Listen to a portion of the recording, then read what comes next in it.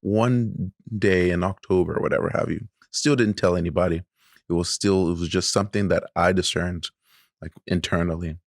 And I made the call. Hey, Father Dad, I think I need to talk to you about being a priest. Okay, all right. We'll meet at this time. We'll go to the seminary, and we'll talk. And I told him how I felt. He thought that it was best to give me the book to save 1,000 souls. He said, read it. And I'm not really a book guy. I'm more of a chem guy, biology kind of guy. I really won't read novels. I can't tell you how many books I've ever read in my life that are not science related, but so I read the book. I'm not sure if I read the whole book, but I read the majority of it. And I got to a certain point where there's a test to kind of gauge your readiness as far as discernment is concerned.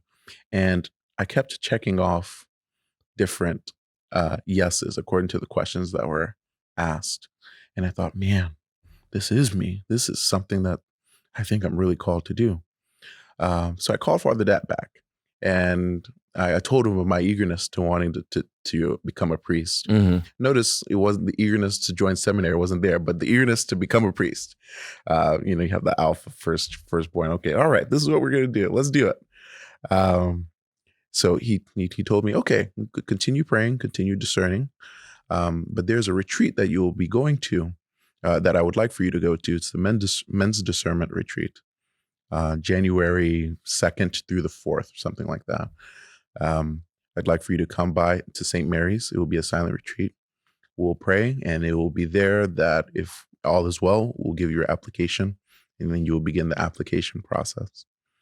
And that's exactly what happened. I only went to the retreat to get that application and start the application process. At what point did you tell your parents? Funny you asked that. The day before before the retreat? Yeah. Oh, wow. The day before the retreat, January 1st, 2014. I sat everyone down because I was going to be gone for 3 days. There had to be a reason why I was gone for 3 days without cell phone use or anything like that. I sat down.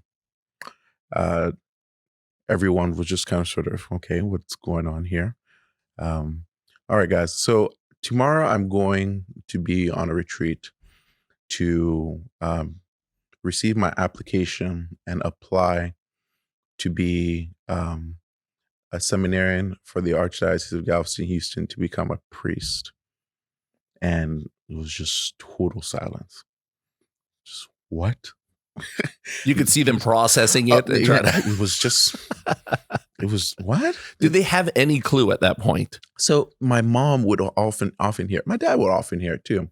I would serve mass. I was always at the altar. You'd hear from people, oh, this guy could be a priest one day. This guy could be a priest one day. So my mom would often say, yeah, maybe a deacon, after he has kids and when he's settled. And I'm thinking, yeah, I can do that. Then scratching my head afterwards and thinking, oh, Mom, just let's hope that wish might come true. I don't think so, though. But did you drop hints here and there? No, I didn't. Not at all? No, I didn't. So they had no idea it was coming? It was a bomb. No, they had no idea. They Wow. had no idea. But the response, the first response that I got was my dad. My dad, he was eating a traditional Nigerian dish, fufu. He was eating, and then he heard me say that, and then he said, "Stupid." He said that, and then walked to the sink area, and then came back, and then he started a big old rant. But I was expecting that because this is abnormal, super abnormal for any first generation American-born Nigerian to say. Like there's not another me around. Although at least at that time, there is a guy that I met from Dallas. He's a young discerner. He's in his first, I guess, second or third year of seminary that I just met. That's American-born Nigerian. But I would probably be the first priest to have been born and raised here in the United States with Nigerian descent. Wow. And so this doesn't happen. I should have been. I'm almost 30 now. I should have been a doctor by now in residency or an engineer working for NASA. That was your parents in their mind. That's the ideal. So tell me a little Yeah. about Nigerian culture. So you did mention it earlier, and you're kind of getting into it right now. So what is the mindset of a Nigerian immigrant Yeah. that comes into the United States? We are going into another person's land, Okay.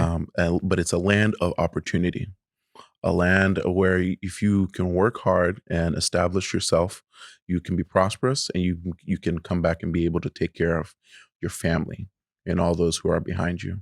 So that's the impetus for every Nigerian that you would see ideally, the to make sure you make good grades, don't get into trouble, and do what you need to do to obtain that sense of security and stability. And if you're not doing that, it's an avenue towards great failure.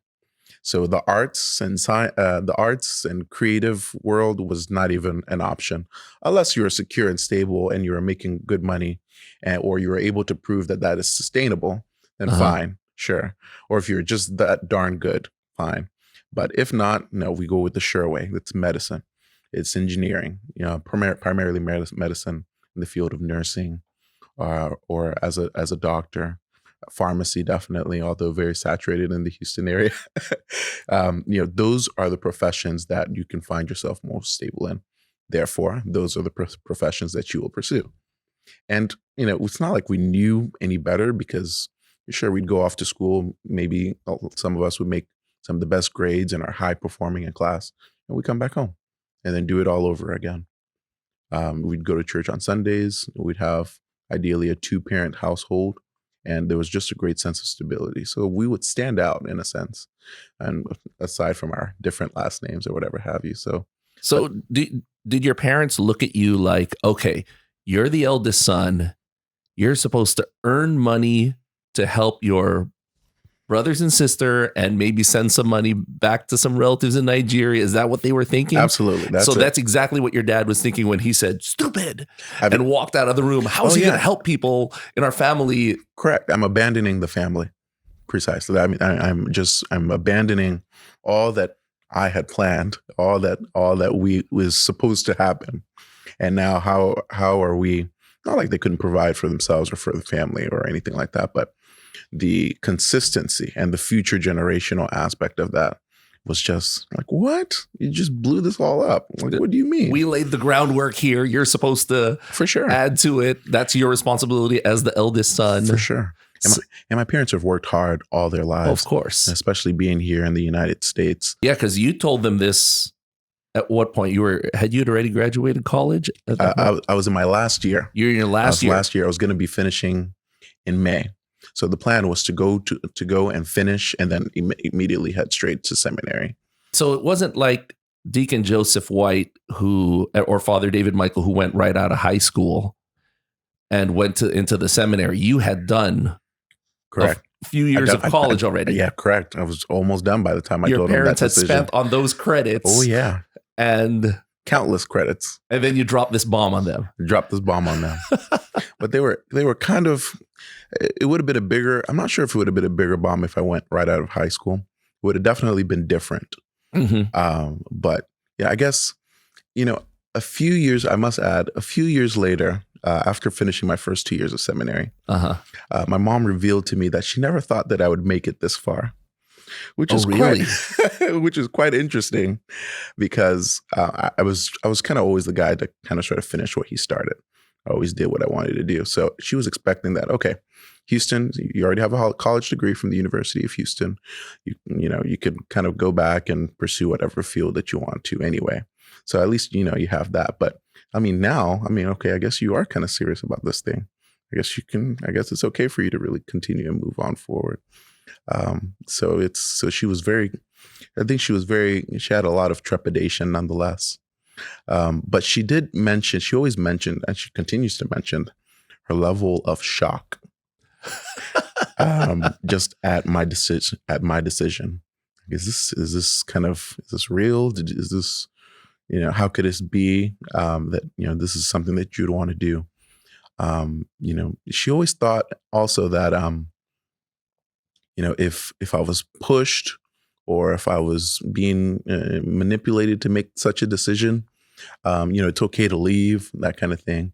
And she would never ever say that about anything else. But with this particular decision, I mean, she felt the need to kind of sort of do that because it was so outlandish. Did she say that father dat, that guy? She would planting that seed in your head. Actually, she would say in 2012, she would say that I had 4 wisdom teeth removed and I was in deep anesthesia or whatever have you.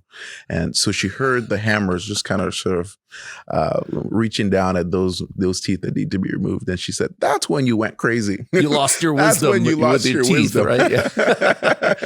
Did she go back to that CCE teacher that took you behind the altar and say, you did it? I'm sure she would want to.